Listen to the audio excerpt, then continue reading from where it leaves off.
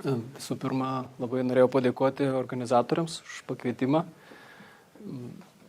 Toks ir įdomi tema pačios konferencijos ir įvairialypiai pranešimai ir nagrinėjamos temos ir spektras žmonių, kurie čia klauso, matyti, yra atspindintis tą kompleksiškumą problemų, kurios statydami, gyvendami mieste, kurdami miestą, turime visi spręsti nuo apšvietimo, nuo gatvių, vandens nuvedimo iki filosofijų apie tai, kaip gyventi, kada gyventi, su kuo gyventi. Ir šiandieną aš norėjau truputėlį papasakoti apie tai, kaip mes kūrėme ir žiūrime į aplinką ir kaip aš įsivaizduoju, yra svarbu žiūrėti į didžiąją aplinką, kurioje mes esame, į miestą, kurioje mes esame ir kaip turėtų būti formuojama visa erdvė ir kaip turėtų būti apmąstoma ji. Ir kalbant apie tą aplinką mūsų gyvenamąją, kurioje mes kūrėme,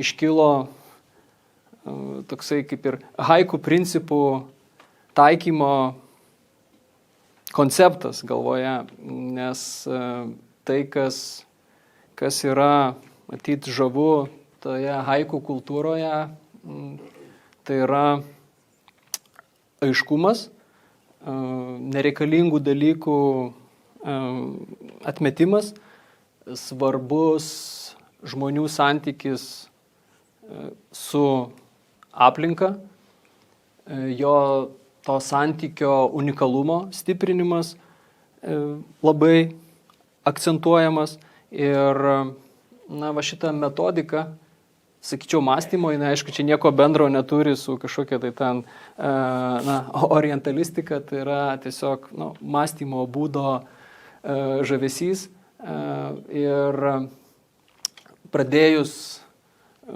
apie tai, kaip ir galvoti ir susidėliojo mintys apie tą haiku urbanistinį treilį, kuris mūsų supratimu susideda iš tokių 3 pagrindinių elementų. Tai pirmas, tai mes, nes tai architektūros ir, ne tik architektūros, bet ir visų tų, kurie kūrėme žmogaus gyvenamąją aplinką, pagrindinis objektas.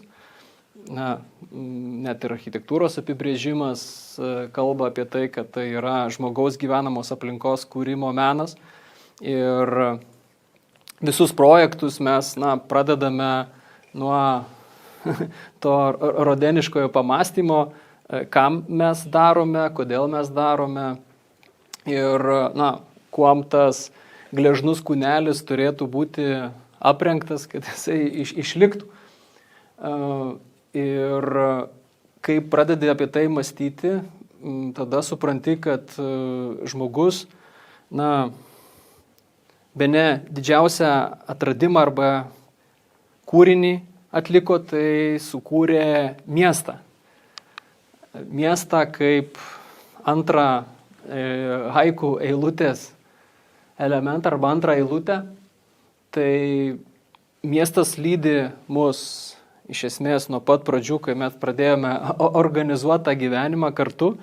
Miestas yra erdvė, kur mes savo inovacijas visas darome, kur mes iš esmės išgyvename ir išgyvename kaip sociumas, išgyvename kaip tokia organizuota bendruomenė ir miestas su savo kodais, su savo identitetu iš esmės ir užduoda paskutinę eilutę, užduoda temą pastatams, erdvei, kurioje mes jau tiesiogiai tarpstame.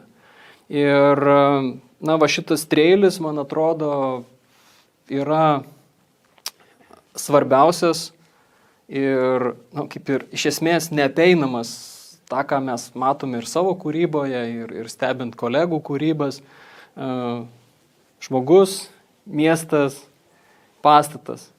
Ir vėl ciklas sukasi.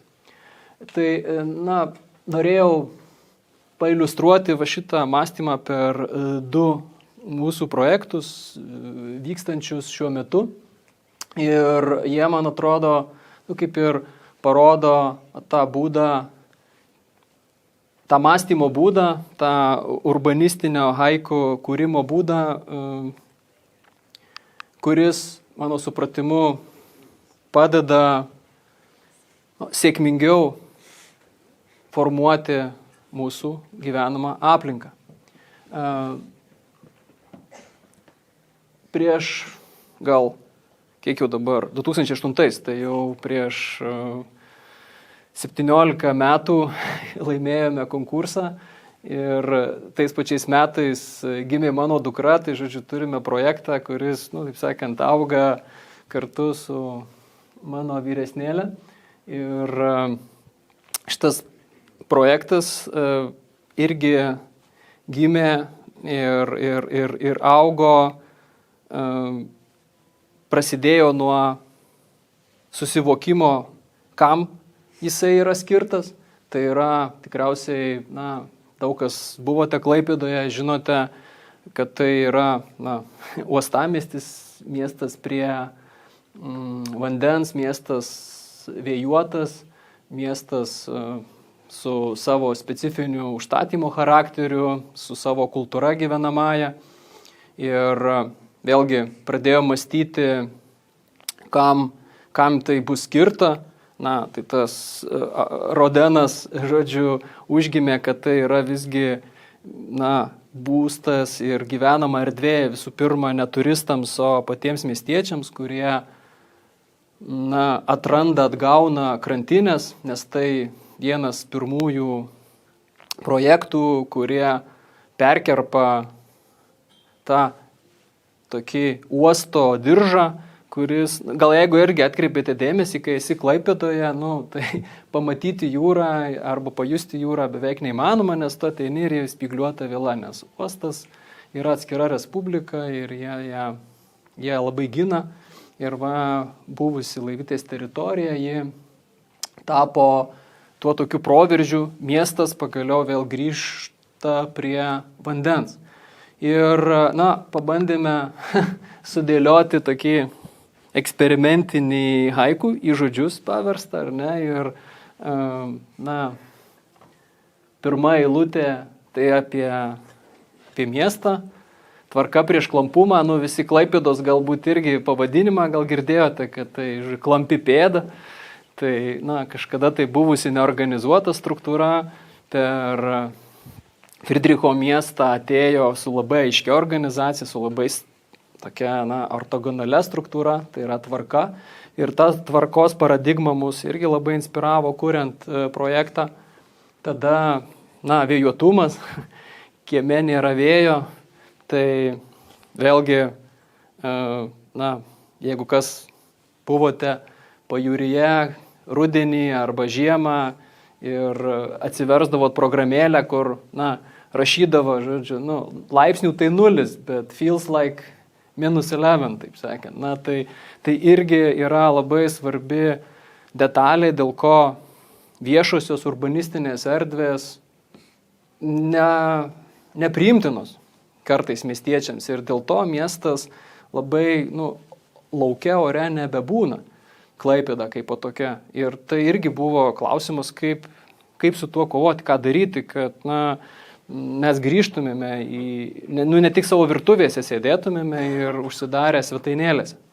Ir paskutinis dalykas, kuris irgi atrodė labai svarbus ir semantizuojantis šitą projektą, tai kadangi tai yra piliavietė visiškai prieš ir buvo reikalavimai tokie atitverti maksimaliai vaizdus į pilį, tai svajoju, kaip haiku principai reikalauja, turi pasakyti emociją ir objekto užuominą. Tai žodžiu, kai pamatysite iš paveikslėlių, aš manau, sugebėsite atpažinti šitos treilius faktiškai visuose dalykuose.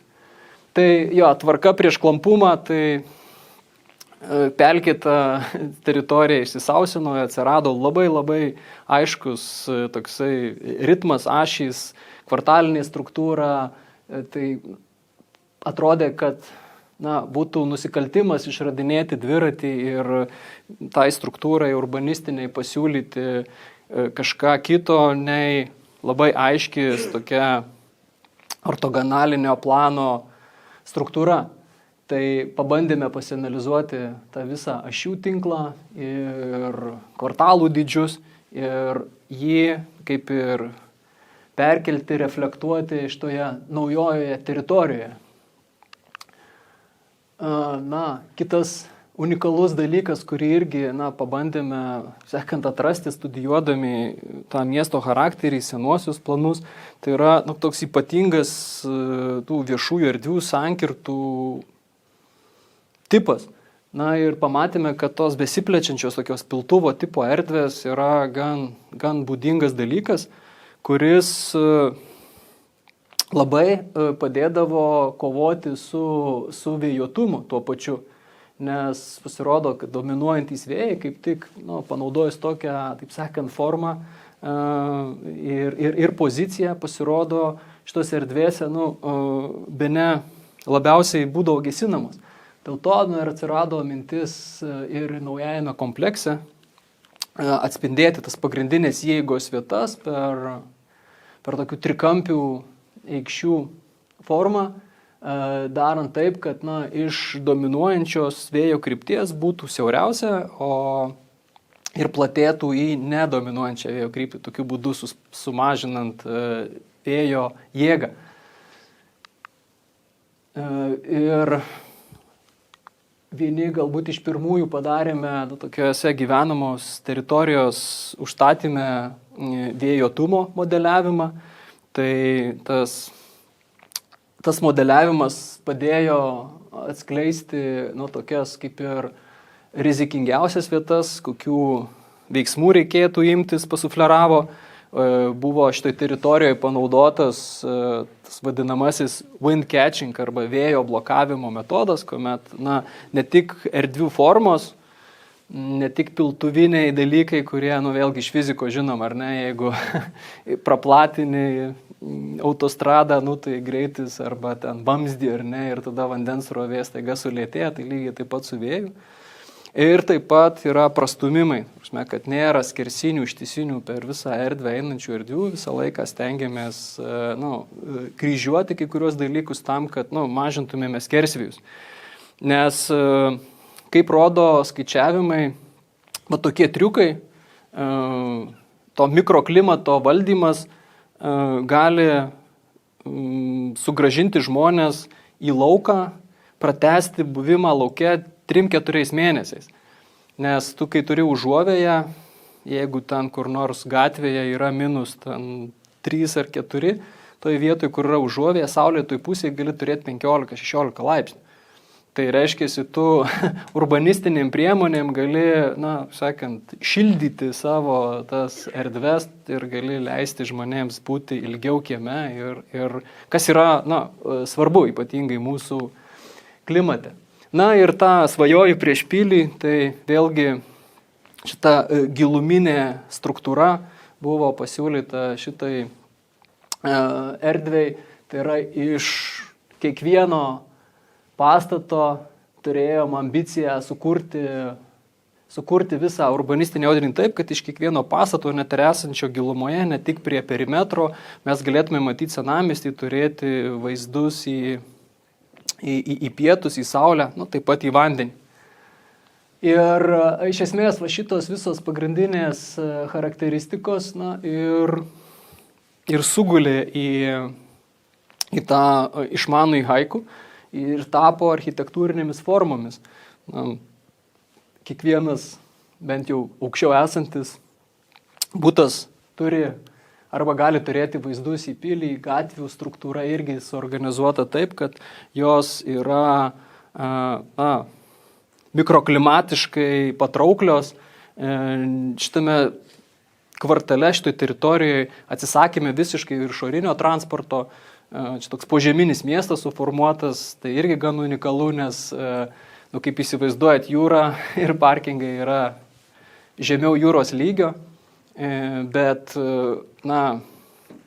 tai kaip ir nesustabdė nei užsakovų, nei mūsų, nes ta pridėtinė erdvė, kai tu gauni mikroklimatiškai efektyvę viešąją erdvę, tu sugrąžini žmonės į miestą, į lauką ir tada ir komercijai, ir gyvenimai, yra žymiai geriau.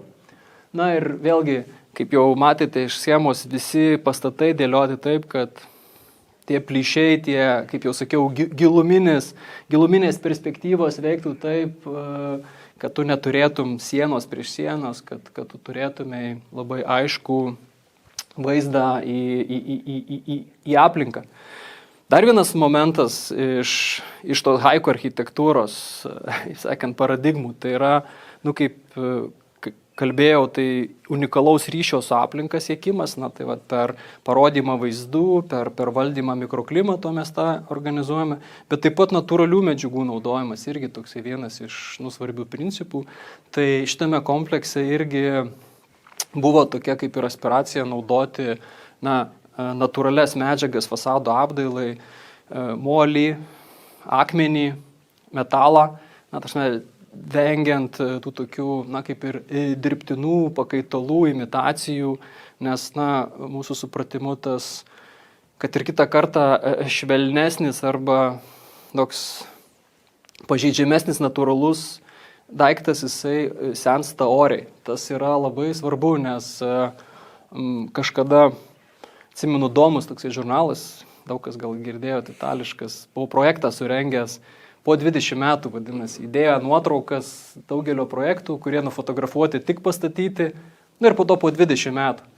Tai kai kurie tai, pasenę oriai ir atrodė taip, kaip, sakant, kaip gražus pilietis, oriai susenęs, ar ne, bet jis vis išlaikė savo savybės, bet buvo tokių, kur, kaip ten sakė, įvyko gyvenimas ir, nebuvo įmanoma atpažinti projektų. Tai tas orus senimas yra labai svarbi mano supratimu dalis, nes vėlgi keičiasi santykis, nieko pastovaus nėra gyvenime. Dėl to mums yra labai svarbu, kuriant aplinką, gyvenamą aplinką, pasiūlyti tam žmogui, tam Rodeno mąstytojui tokią terpę, kurioje jisai, ne visada amžinai jaunas, bet ir subrendęs, ir užauginęs vaikus. Ir žodžiu, tie ciklai jie turi matytis. Tik taip mes priimame tą aplinką kaip natūralią ir vertingą. Ir vėlgi, tas vėjo nebuvimas, uždari kiemeliai, uždaros perspektyvos, kai kurios ypatingai išvėjuotos pusės, gradacija viešųjų, privačių erdvių itin svarbi, nes, be abejo, čia toj teritorijoje turėjome ir senų pastatų, kurios pabandėme integruoti į viešasias erdves, tam, kad galėtumėme tą DNR miesto charakterį persikelti.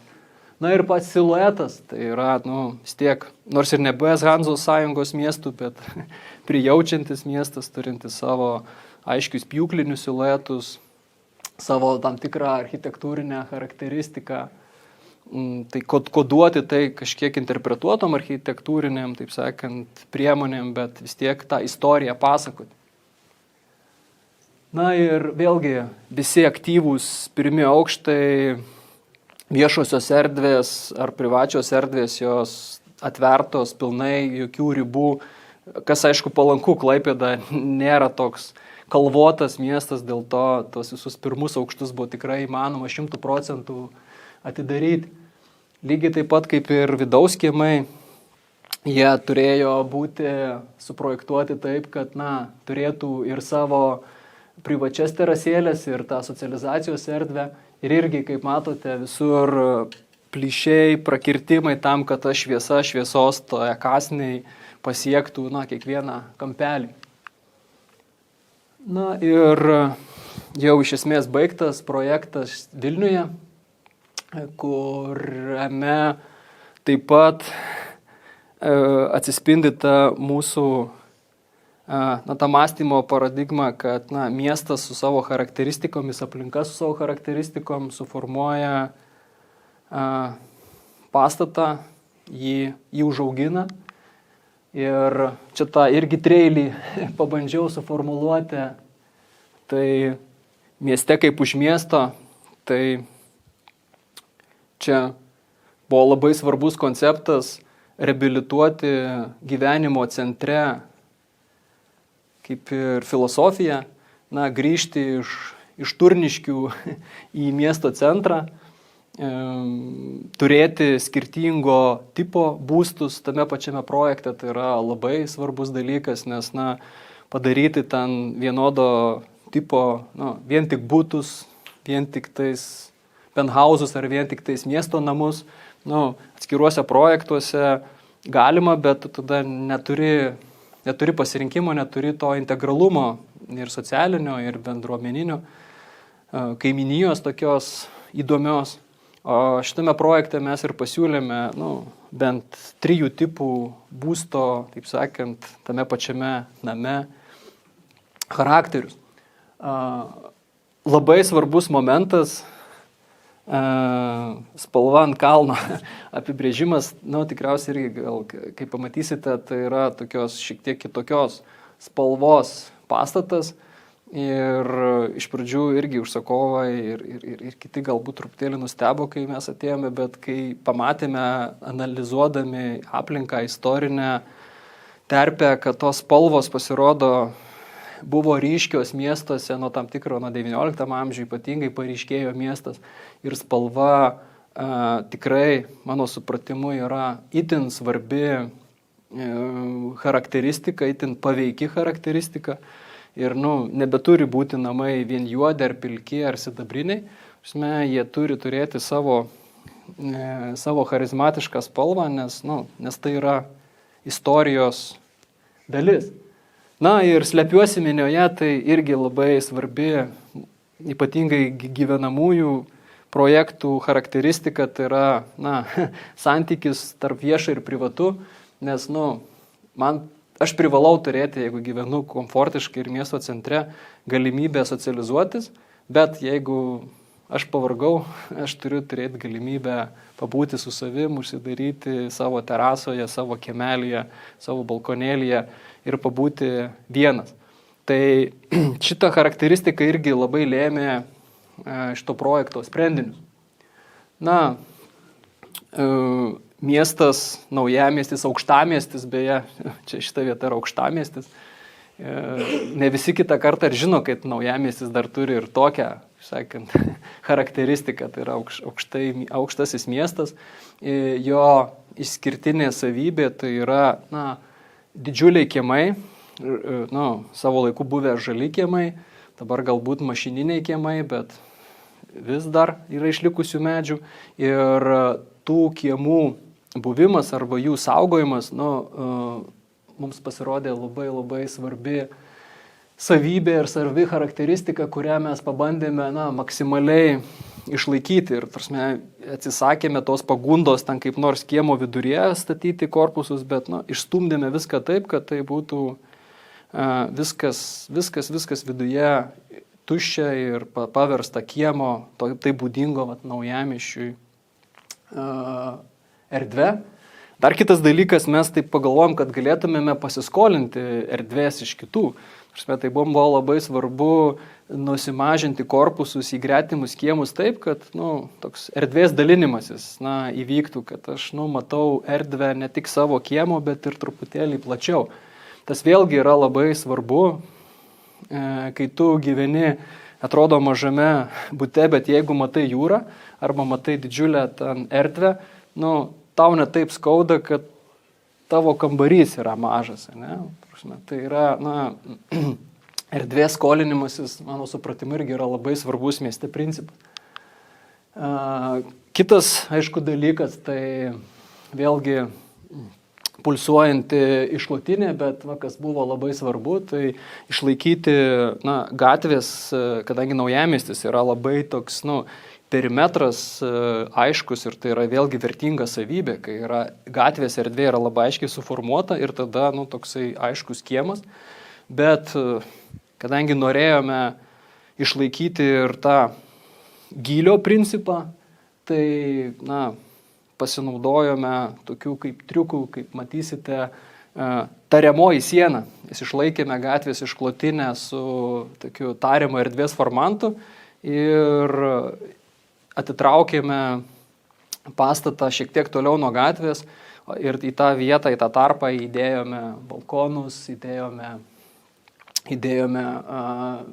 vitrinas, erkerius. Čia kaip tik tokios schemutės, kurios iš esmės ir parodo tą kelionę per miesto tipą, per miesto užstatymo logiką ir kaip tais miestas, kaip čia aš juokavau, mes tik keleiviai buvom, tik klausėm, ką sako ir mes taip darėm. Reikia perimetro, darom perimetrą, reikia kiemo, darom kiemą. Mes šitoje vietoje tik vykdytojai. Ir smulkinimas erdvių, kapojimas tūrių, viskas buvo daroma tam, kad turėtumėme draugišką mastelį, žmogui skirtą aplinką. Čia kaip tik irgi parodyti principai, kad vietoj kažkokių tai didžiulių sienų mes formavome tokį kompleksą, kuriame tu nematytum iš karto ten visų 5 aukštų, būtum prie pastato, kuris atrodo kaip, arba jaučiamas iš pradžių kaip 2 aukštų, po to kažkoks atsitraukimas, terasų aukštai, kurie leidžia sukapoti tą didžiulį masyvą į visai kitokio suvokiamumo kompleksą. Ir be tų tokių architektūrinių, aišku, elementų buvo labai svarbus ir vidaus erdvės, to komplekso erdvės skirstymo sprendinys, nes mums irgi buvo, kaip jau buvau užsiminęs, svarbus momentas suteikti skirtingo tipo gyvensenas. Tai yra, tu gyveni miesto standartiniam bute, tu gyveni miesto name arba tu gyveni penthause. Ir tada turėjome lygiai taip pat ir kiemo erdvėse pasiūlyti šitą tokią kaip ir skirstimą. Socializacijos erdvės, privačios terasų erdvės, privatus užėjimai, vieši užėjimai, sporto aikštelės. Ir tą mums padėjo padaryti landšafto priemonės, kaip ir triptiniai kalneliai su augalais, kurie padėjo skirstyti. Ir Royal Pink 19 amžiaus pabaigoje suklestėjo chemijos pramonė ir aš buvau nustebęs, Pasaulis pagal spalvą, labai rekomenduoju knygą paskaityti. Tai ten kaip tik aprašyta spalvų, interpretuota istorija ir, suvešėjo spalvos, ypatingai prieinamos pasidarė 19 amžiaus pabaigoje, tuo metu, kai kaip tik ir vystėsi šitą teritoriją. Ir jeigu jūs pasivaikščiosite po Vilnių, jūs tikrai atrasite rožinių arba rožiškų namų, nes iš pradžių mes irgi taip, kai pradėjom vaikštinėti, tamsiai rožinis, rausvas, pasirodo, tai yra visai būdinga spalva, visai nieko tokio kažkokio išskirtinio, bet tas Royal Pink 19 amžiaus pabaigoje pasidarė kaip rožinė spalva, buvo monarchų britų spalva ir atsiradus cheminiams produktams, pigiems, staiga bet kuris ten pabo lankytojas galėjo sau leisti rožinį švarkelį. Ir ten pasileido, visa Britanija vienu metu pasidarė rožinį, nes tiesiog visi norėjo prie Royal būti. Tai ir pastatuose, kas galbūt Londone buvo prie Camdeno arba Notting Hill'e, tai tikriausiai matėte tų Royal Pink pastatų nemažai. Tai spalva, ji mano supratimu gyvenoje aplinkoje yra labai svarbu ir ji turėtų būti. Ir atspindint tos charakteristikas haiku, sakant, tie sprendiniai, čia ir matosi. Gyvenam prie gatvės, bet turim savo privačius balkonus, turime kaip ir užmiestyje žalias erdves, turim savo terasą, savo kiemelius, turime naujamiesčio perimetrą suformuotą su labai aiškia, prasme, siluetų linija. Natūralios medžiagos, vėlgi čia rožinis miltainis buvo panaudotas, tai irgi buvo labai svarbu ir čia buvo taip ilgai ieškomas sprendinys, ilgai ieškomas tas akmuo. Čia šiaip vėlgi gan unikali ventiliuojamo fasado sistema, nes čia tik 2 cm akmuo panaudotas, nes mums labai trūko vietos, nes iš pradžių buvo numatyta klijuoti, bet įvertinus visas rizikas visgi buvo nuspręsta daryti ventiliuojamą, o tai iš karto išstorino viską. Ir teko ieškoti sprendinių ir akmens tam tikro tankio ir kietumo. Bet pasirodo, rožinio akmens yra net kaimyninėje Lenkijoje. Tai jie irgi tokį turi. Tai nėra vėlgi kažkas unikalaus. Vėlgi Škotijoje gal kas keliavo rožinių namų, rožinio akmens royalties, taip sakant, tikrai yra prisistatę. Ir vėlgi tas unikalus santykis su aplinka, tas toksai haiku režimas, kai tu tą rasą matai, tu sėdi savo balkone, tavęs nieks nemato, tu stebi miestą, esi tylus vartotojas miesto. Tai buvo itin svarbi kokybė, kurią mūsų supratimu galima vadinti prabangą, kai tu, sakau, gali būti minioje ir būti nematomas. Čia vėlgi skirtingos situacijos ir vėlgi skirtingi tipai. Vaizdas iš buto balkono, tada kiemeliai visiškai izoliuoti nuo pagrindinio kiemo, pagrindinis kiemas su savo terasomis ir kurios izoliuotos kalvomis, dar aišku nesužėlė, nes čia visiškai šviežios nuotraukos su vidinė kiemo erdve. Vėlgi 5 aukštų pastatas, bet jisai susivokia kaip 2 aukštų kai kuriuose zonose. Kaip sakė vienas mano pažįstamas menininkas, sakė, žinai, kaip aš pastato gerumą arba jaukumą, sako, pamatuoju. Kaip, jeigu, sako, prieinu, priliečiu savo skruostą ir man jo nesudrasko, sako, fainos medžiagos. Tai man patiko, aš irgi taip visą laiką prieinu kartais prie medžiagų ir, žodžiu. Aišku, aš jaučiu, kai būnu nesiskutęs, tai baisiau, žodžiu, draskau negu tas akmenukas. Taip, tai iš esmės tos skirtingos struktūros, skirtingos savybės, kai žiūri, aišku, tą nuotrauką ir nebūni girdės to haiku, tai gali, taip sakant, priimti visaip kokią, kaip asmeninę arba kokią autorinę nuomonę, bet kai pats savo susidėlioji tos kriterijus, visai kitaip darai, kitokias užduotis savo dėliojasi. Net aikštelės irgi yra rožinės, ta prasme, vaikams. Ilgai ieškojome sprendinių.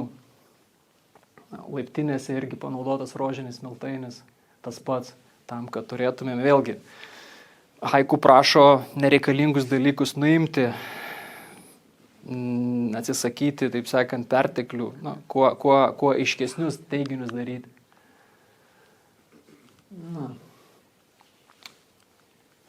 Požymis. Tai tiek apie haiku. Norėčiau paprašyti tai kurti patiems.